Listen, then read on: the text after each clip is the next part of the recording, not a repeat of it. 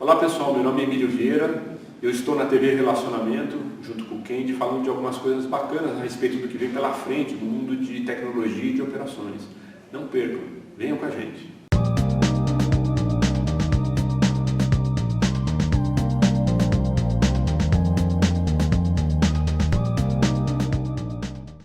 Olá, internautas, iniciamos mais o programa Gestão Executiva e temos aqui como convidado o xerife animal Guilherme Lima. Guilherme, Como vai, Kendi? Boa tarde. muito obrigado pela tua presença aqui. Obrigado a você, internauta, amigo nosso aqui na TV Relacionamento. Perfeito. Conta um pouquinho para os nossos internautas o cenário que você vê hoje. Bom, o cenário que a gente vê hoje vai muito em encontro daquela palavra que já está todo mundo um pouco acostumado, que é polarização. Efetivamente, nós temos um lado que defende o atual governo, e a gente tem um lado que é forte opositor ao atual governo. Paralelamente a esses dois lados, você tem algumas vertentes que tentaram criar uma posição, uma chamada terceira via, que tentaram oferecer ao eleitorado uma alternativa a esse polo. Só que não teve jeito. Esses dois polos falam muito alto, falam muito forte, e eles hoje têm uma grande representatividade no cenário político do país. Isso é o que vai definir a linha mestra da próxima eleição. Então, você tem o lado posição e você tem o lado oposição. Qualquer outra alternativa, ela está sendo dirimida com o tempo, seja pelo próprio eleitorado, seja pela imprensa, seja pelos acordos políticos que existem entre os partidos. Então, tudo isso está se unindo em duas frentes. É como se a gente tivesse no primeiro turno já uma decisão de segundo turno. Ok, entendi. E aí, assim, fica fácil para escolher, Porque hoje, o que acontece? Você tem a população brasileira muito incutida dentro do assunto político do cenário nacional.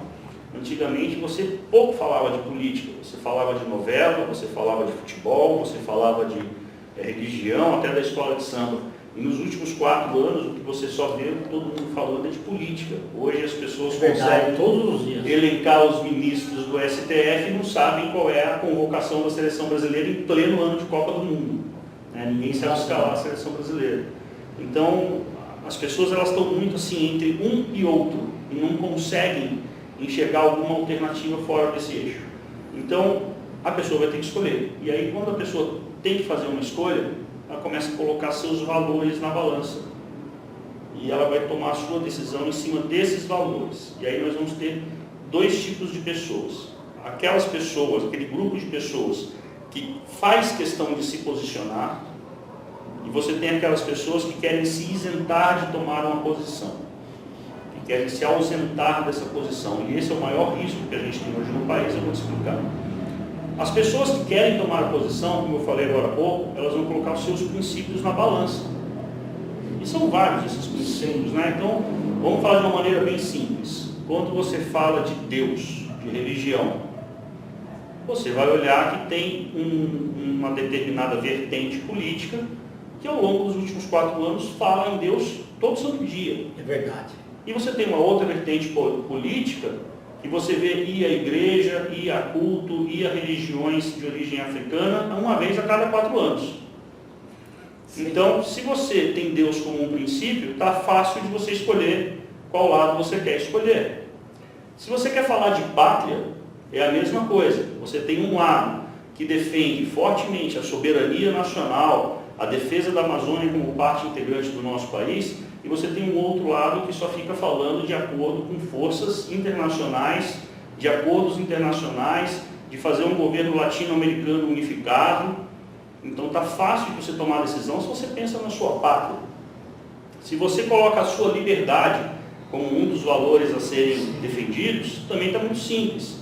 Enquanto um lado, ao longo dos últimos 4 anos, tem veiculado que a sua possibilidade de ir e vir tem que ser garantida, que a sua possibilidade de se expressar tem que estar garantida, que a sua liberdade de fazer as suas escolhas tem que estar garantida, o outro lado fala em controle de mídia. O outro lado fala em controle do que você pode ter em casa, só pode ter uma televisão. O outro lado fala em quebrar o direito de propriedade. O outro lado fala em fomentar a invasão de terra. Então, assim, quando você fala de liberdade, está fácil você escolher o lado que você quer. Quando você vai falar de família, você tem um lado que ao longo dos últimos 4 anos fomenta a família tradicional, a formação da família tradicional, os valores judaico-cristãos. Quando você vai ver o outro lado, o que ele defende? Que a família ela não é mais uma instituição a ser defendida a qualquer preço. Você pode ter formas alternativas de família, ou que a família de repente nem deve existir. Basta ver os projetos de lei que são colocados dentro da Câmara Federal pelos partidos que apoiam essa outra vertente política. E quando você vai falar de vida, um lado defende a vida desde sua formação, desde a sua concepção. O outro lado quer defender o aborto, inclusive dizendo que isso pode ser política pública. Então, assim, o que eu enxergo é que para aquelas pessoas que querem se posicionar e elas colocam seus valores na balança, está muito fácil escolher o lado que tem que ser decidido.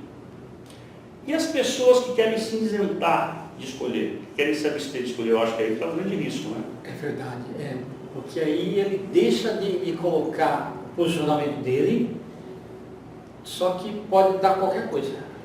Quando a pessoa fala assim, eu vou votar nulo, eu vou anular meu voto, eu vou votar em branco, eu não vou votar. Quando a pessoa faz isso, ela abre mão da escolha. E se você abre mão da escolha, você vai seguir o que os outros escolherem por você e não vai ter o direito de reclamar. Exatamente. Então, eu acho que o brasileiro está começando a entender que, por mais que ele diga que ele não goste de política, se ele não aceitar fazer política, alguém vai fazer por ele.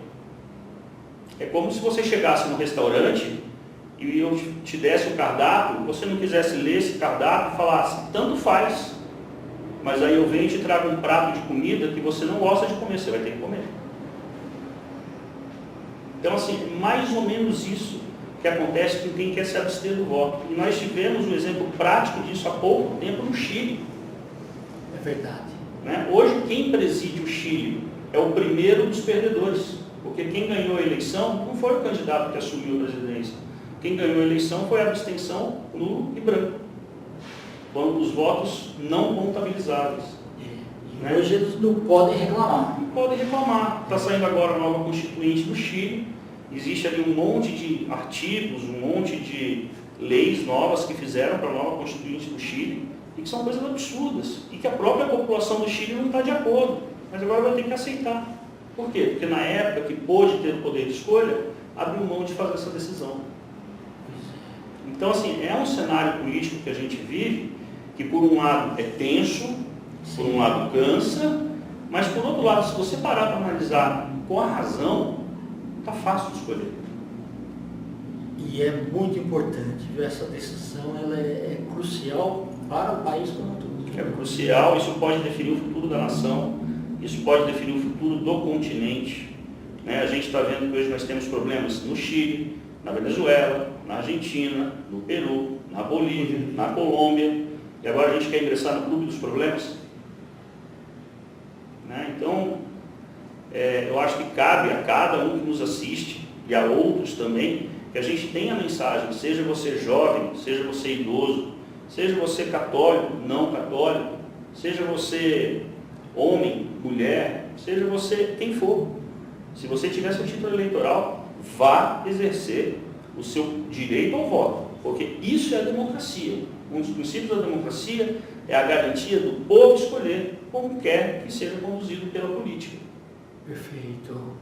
Então, acho que essa é a mensagem principal que a gente tem que deixar aí do atual cenário político nacional, para que as pessoas não deixem de exercer o seu direito de escolha. A pior coisa que você tem contra a sua própria liberdade é não exercê-lo. Ok, perfeito. E me fala aí do xerife. O xerife, né? Isso é uma pergunta muito recorrente, né? Meu nome é Guilherme Bunja e eu sou conhecido como xerife animal. Eu tenho uma profissão que se chama canicultor, eu sou criador de cães, né? Cães de raça pura, e eu prezo por um equilíbrio entre os homens, os animais e o meio ambiente. Hoje existem algumas correntes que querem fazer coisas um pouco exageradas com relação ao meio ambiente, com relação à criação de animais, né? E é isso aí que a gente é um tanto quanto contrário, porque a gente acha que não tem que ser com radicalismo que vai se resolver as coisas, e sim com equilíbrio e parcimônia. Isso, bom senso também. Bom senso, usar bom senso. Perfeito, está ótimo.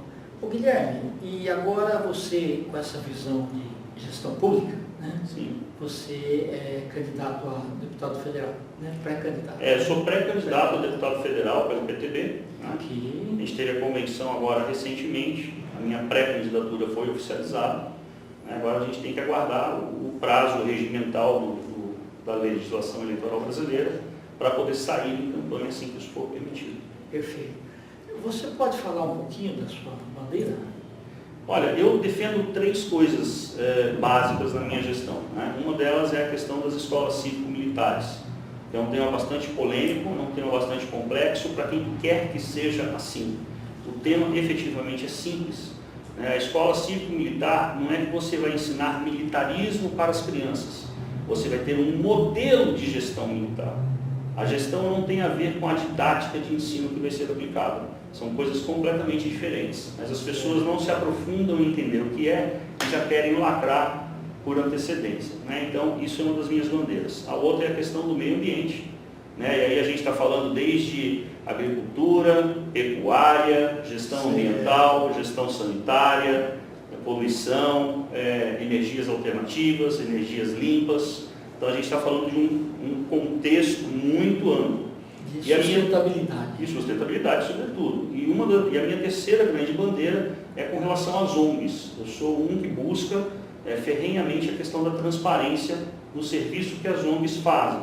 Okay. O que é a ONG? A ONG é uma sociedade organizada que está cobrindo uma lacuna que o poder público deixa de atender, seja por falta de vontade, de competência ou até mesmo de dinheiro. Vai lá essa sociedade civil, se organiza, Sim. e toma esse lugar do governo para poder atender essa demanda. Só que eles precisam prestar conta, uma vez que o poder público tem que prestar conta porque eles não podem, certo? E aí eles têm fontes de rendas diversas, ou é recurso próprio, ou é doação, ou são emendas, ou é patrocínio. Então assim, existem algumas formas de receita, e essas receitas vão onerar despesas. Exato. E isso tem que ser apresentado tanto para o fisco como para o público. E tem que fazer um trabalho exemplar, né? Não pode ser só retórica mesmo. Porque se está tomando a iniciativa de fazer no lugar do governo, é porque estava atacando pedra no governo. Então faça direito, já que você achava que o governo não fazia direito. Né? É justo, é honesto. É verdade. Tá bom. Ô Guilherme, e a sua visão aí sobre o Estado de São Paulo aí para ajudar o resto do país, como é que está? A minha visão é bastante simples. São Paulo, na minha opinião, é a locomotiva do Brasil. E os maquinistas dessa locomotiva é cada cidadão do Estado de São Paulo. Né? Eu sou paulistano, tenho 50 anos, né? Moro agora no interior de São Paulo, moro na cidade de Itu. Né? Tenho minha criação, tenho minha plantação lá e conheço muito do Estado de São Paulo, já rodei muito para o Estado de São Paulo pelas minhas profissões enquanto executivo de empresas. Perfeito. Então, assim, eu acho que São Paulo ela contribui para o erário nacional de forma a atender todos os outros estados. Então, o Estado de São Paulo financia o resto do país. É uma máquina pujante de negócios. Só que qual é o retorno que São Paulo tem por isso? Nem de reconhecimento. Então eu acho que essa falta de equilíbrio que existe no que São Paulo dá, no que São Paulo recebe, tem um desequilíbrio aí que é o que a gente tem que buscar dentro da Câmara Federal. Ok. E buscar mais transparência. E mais transparência. Tá. Isso é o que está faltando. Hoje a tecnologia pode ajudar bastante também, né? Não tenha dúvida.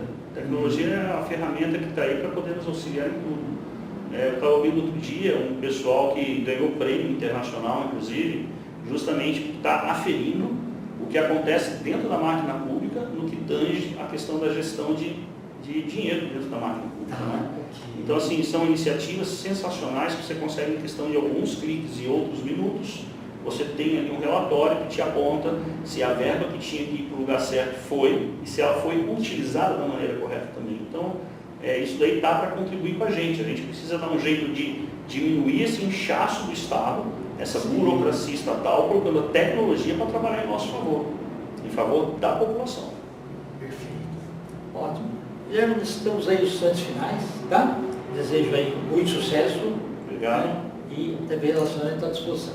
Tá, joia. Muito obrigado. Prazer, gente. Tá? Obrigado. Até logo. Obrigado a toda a audiência. Internautas, com os agradecimentos então ao Guilherme Bunger, nós finalizamos mais um Gestão Executiva. Um grande abraço e até a próxima.